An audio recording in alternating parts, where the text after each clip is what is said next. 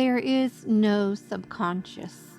That may seem like quite a radical statement, but if you listen to my reasoning, I think there's a good chance you may agree. My undergrad degree is in art therapy, and I worked as a mental health counselor. I saw so many people suffer and still continue to see people suffer at the hands of what they call this nebulous subconscious mind that somehow dictates their life and that they are powerless to do anything about. Over the past 20 years, the concept of the law of attraction has become very popular, and in that, so many people are trying to make their dreams come true by overcoming this subconscious mind that is in the way of everything they hope and desire for. And even if you are not so familiar with the law of attraction, or if you don't give any credence to that, the majority of us have been raised to believe that there is our overt way of thinking and how we go about taking action in our own lives, but there's this treacherous subconscious that somehow can obstruct our dreams from coming true and from our advancing in our lives as we so choose. And that, my friend, is where I take issue with the way the subconscious mind is presented to us.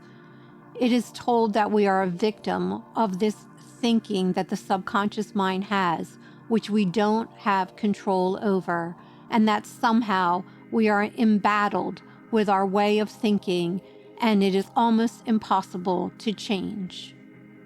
The idea that God, or whatever higher power you believe in, would create us with a subconscious mind that simply victimizes us all of our life by running some kind of tape in the background that interferes with and therefore misaligns our life.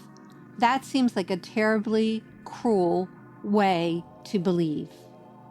Of course, and obviously, you and I do not make our hearts beat or the blood course through our veins, and in that there is something supernatural that is going on with every human being, animal, and all of nature. There is some kind of force, and we can choose to call it the subconscious, that causes our heart to beat, our organs to function, and our lives to continue on. In mental health counseling, my passion was always to see that people were set free, but everyone had this same idea that somehow their subconscious was in the way, and the reason they could not get to where they wanted to in life, the reason they could not accomplish what they set out to do, was always this nebulous, negative, subconscious mind that was somehow interfering. Whatever your spiritual beliefs may be, to think that we were created in such a way to be embattled all our life with something that we cannot see nor overcome seems like a terrible plan. But maybe, my sweet friend, that wasn't the plan at all. Is it possible, my sweet friend, that what we are taught about the subconscious could just be completely incorrect? Are we truly, each individually, called into a lifelong battle with this nebulous, amorphous entity called the subconscious? I do not believe that is so, and here is why. Life is a precious gift, and we are born with a mind that can reason. We have senses, we have the power and capability to use our imagination and to bring into being things that were not previously. With determination and focus, you and I have the ability to create something out of nothing. We can make plans, head in that direction, and achieve outcomes simply through our determination and the abilities that were given to us by God.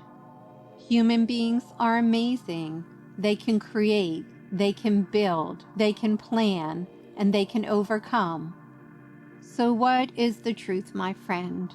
Are you and I just victims of this subconscious that is going to trap us over in life and impede us from accomplishing what we want to?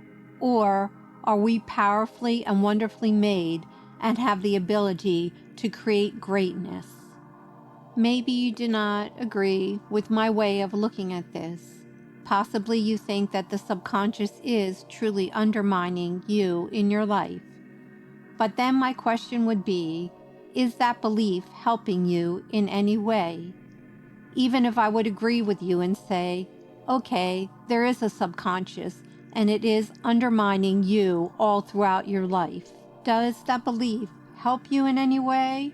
Or would it be better to think that indeed the subconscious doesn't have the power that we've anointed it with, and instead gathered up the power that each of us truly does have? What do you and I know beyond the shadow of any doubt? Whether or not there is a subconscious that is controlling us is up for debate.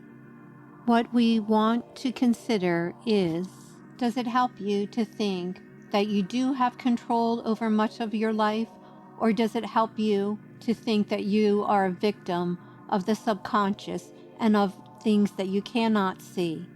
And that, my friend, is the entire point. The point is that you are powerful, and whether or not there's a subconscious at work in your life and my life does not have to matter. What does matter is that you have dreams within your heart and aspirations that most assuredly can come true.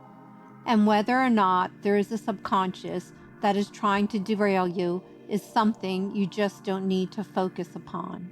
Because with the energy you expend upon trying to figure out what the subconscious is doing, how it may be undermining you, and how you can overcome that, instead, you can use your same energy, focus, and determination to simply plan out the new life that you want and take steps and action in the direction that you want to go.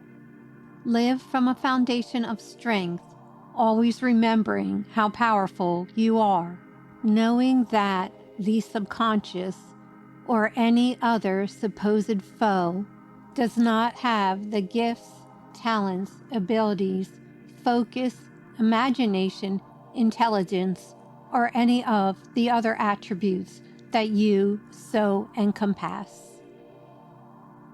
Remember who you truly are.